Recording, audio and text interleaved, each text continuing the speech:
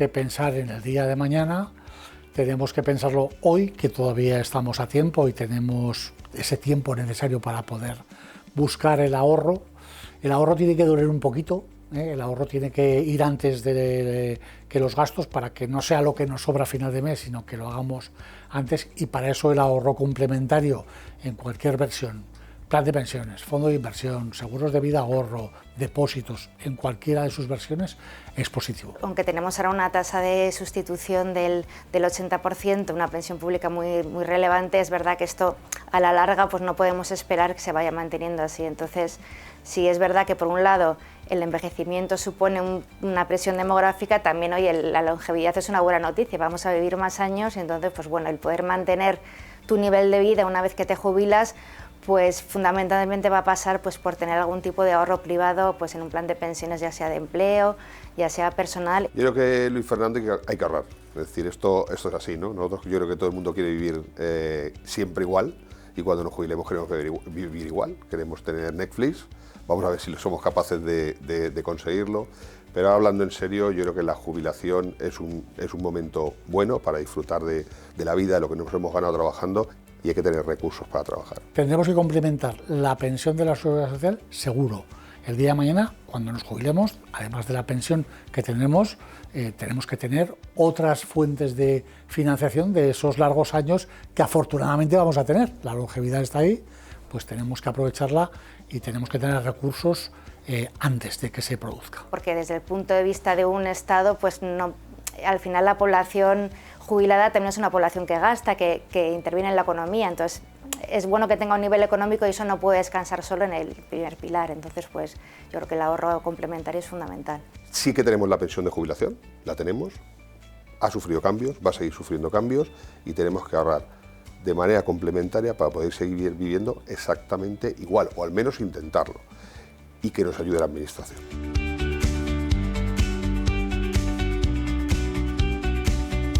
La limitación que le vemos es que se hizo una reforma y se hizo un viraje demasiado brusco,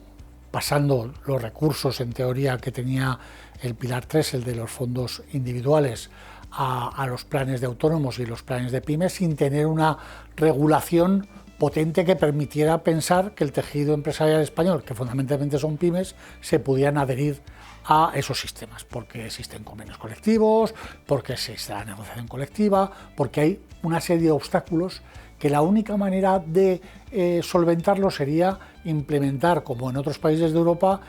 algunos métodos y sistemas que hacen que sea automática la adscripción de todos los trabajadores de un sector concreto, de un convenio concreto, a ese sistema de pensiones. Pero de alguna forma, por ley, ¿vale? Aquí se ha intentado alguna vez, se ha hablado mucho, pero no llegamos a ponerlo en marcha. La solución así es complicada, pero bueno, sí que hay bastantes cosas que se podrían hacer. Lo primero que hicieron, es verdad que cuando se impulsó la reforma del 2022, lo que hicieron es que pasaron rápidamente todos los incentivos fiscales del tercer pilar al segundo, pero claro, el segundo pilar, para desarrollarlo se necesitan muchos años, porque al final los convenios colectivos se negocian cada X años, y porque son decisiones que dependen de una voluntad colectiva, no las toma un solo individuo, con lo cual es un proceso lento. Los planes de empleo, que es lo que más se conoce, ¿no? o que es lo que más está entendido. Las grandes corporaciones tienen recursos, y tienen recursos importantes para afrontar este tipo de proyectos. Las pymes les cuesta más, no es fácil poner en marcha un plan para una pyme, un plan de empleo para una pyme. Cuesta entender el sistema, hay determinados órganos de control como la comisión de control que hay que montar, hay que entender conceptos financieros. Yo creo que lo estamos complicando, o está complicado. Yo lo que haría es intentar ser menos rígido o facilitar la vida a estas pymes, que es el tejido empresarial español, no todos son las grandes corporaciones, ¿no? Si todo lo dejamos en manos de la voluntariedad de las pymes y la voluntariedad de los autónomos, pues lo tenemos bastante mal para llegar a crecer a los niveles que nos haría falta que crecieran este tipo de sistemas desde el mundo de la empresa, más allá de las grandes corporaciones, de la banca, de las empresas de energía, de las consultoras tecnológicas, más allá de esos sectores, si me permites, un poquito privilegiados y que pueden tener mucho más acceso a todo lo que hace falta para poner en marcha un sistema de estos. Lo que hay que hacer es, pues, por una parte, pues el mecanismo del auto-enrollment sería muy importante porque supone ya una adscripción automática al plan de pensiones. Se ha demostrado que ha funcionado en un montón de países y que la gente que una vez que está incluida, pues normalmente ya no se va del plan de pensiones, o sea que sería una buena medida. Y creo que faltaría también incluir la adscripción casi obligatoria. Cuasi obligatoria, similar a un auto-enrollment que está pasando en UK, creo que se ha mencionado en el debate, lo hemos mencionado y creo que estamos todos de acuerdo. Luego, mejorar quizás los incentivos fiscales, por ejemplo, ahora en los planes de empleo, lo que un trabajador se puede reducir depende de lo que le ha contribuido el empresario, cosa que me parece que tiene mucho sentido, oye, que el trabajador pueda aportar lo que quiera con independencia de lo que le contribuye al empresario. El autónomo tiene la empresa detrás, entonces los supuestos de cobro de estas prestaciones, que evidentemente son los mismos que tienen en los planes individuales, creo que a lo mejor habría que abrir ventanas para flexibilizar ese cobro si el autónomo tiene un percance, porque el negocio es él. El negocio no es una gran corporación que le va a dar dinero o que le va a prestar dinero, sino que está detrás pues un fontanero, un panadero o cualquier persona que tenga una pequeña o mediana empresa. Y luego, sobre todo, las campañas de información, tanto porque al final pues, se trata de concienciar también a los trabajadores y a las empresas de bueno, que el tener un salario diferido tiene ventajas fiscales, que es una cosa que además puede ser atractiva como dentro de la oferta que das tú a tus trabajadores. Entonces, el que haya campañas que un poco pues promocionen todos los planes, tanto los de autónomos como los del segundo pilar, estarían muy bien, y sobre todo también mejorar la información sobre la pensión pública, que la gente sea consciente de cuál va a ser su pensión cuando se jubile, pues siempre incentiva un poco más a ahorrar.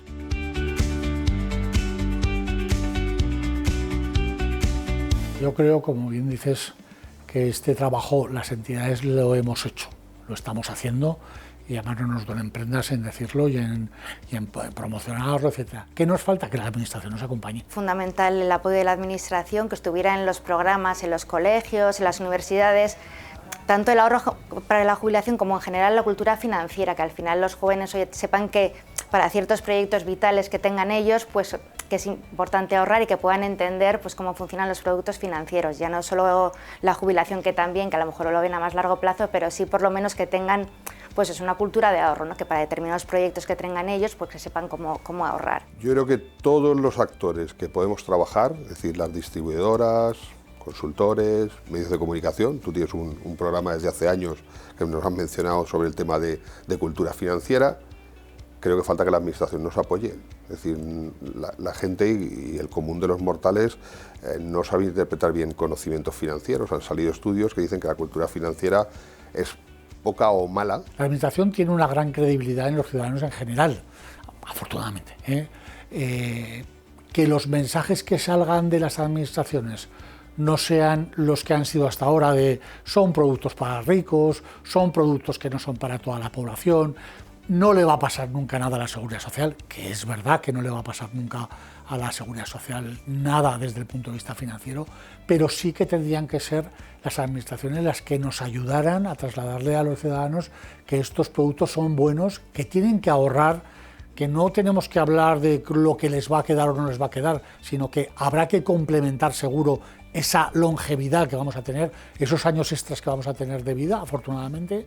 Entonces, bueno, pues esa parcela es la que hoy por hoy no vemos que nos ayude y que nos acompañe, como pasa con otros servicios. Desde el punto de vista del ahorro a la jubilación, por ejemplo, pues los planes de autónomos, que hubiera habido una campaña mucho más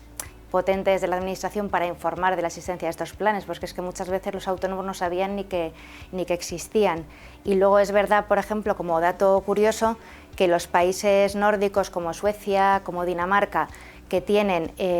los que tienen mayor nivel de educación financiera y tienen mercados de capitales más desarrollados, son precisamente los que tienen un pilar 2, o sea, unos sistemas de empleo también más desarrollados, porque al final el tener un plan de empleo te sirve un poco como de experiencia práctica, porque aparte de toda la teoría que a ti te puedan dar de cursos en la escuela, en la universidad, si tú ya cuando entras a trabajar te meten en un plan de empleo, por lo menos te obliga a ir mirando, pues oye, ¿cómo va mi plan? Entender por qué esto es así. Entonces es como una especie de caso práctico pero real en el que tú ya estás un poco metido y ya te empiezas a meter en cómo funcionan los mercados de capitales, con lo cual pues un poco hay pues eso, distintas medidas, pero sí que es importante la cultura financiera. Vivimos en un mundo donde el dinero nos gobierna en tipos de interés, nos gobierna en acciones, nos gobierna en ahorro, nos gobierna en nuestra nómina, pues es que esto es lo primero que falta, que el gobierno, el que sea, y que ahí sí que hay un pacto de Estado, mande mensajes claros y que haya una política clara de educación financiera desde el colegio, en las universidades, para gente mayor, para seniors, para gente que está trabajando, que sepan dónde está su dinero, cómo se gasta su dinero, de dónde reciben el dinero y qué pueden hacer con él. Donde vemos a la administración que públicamente, en prensa, en televisión, en radio, están acompañando a esas industrias a que los ciudadanos sepamos pues muchas más cosas, ¿no? O sea, que hay que reciclar, que hay que tener una inversión socialmente responsable. Todo esto, que son mensajes positivos, lo echamos en falta en que esto solamente lo hacemos nosotros y entonces da la sensación de que lo estamos haciendo para hacer un negocio, que tampoco está nada mal, que digamos que es una parte de nuestras actividades empresariales, pero hombre, necesitaríamos que también nos ayudara a hacerlo la administración.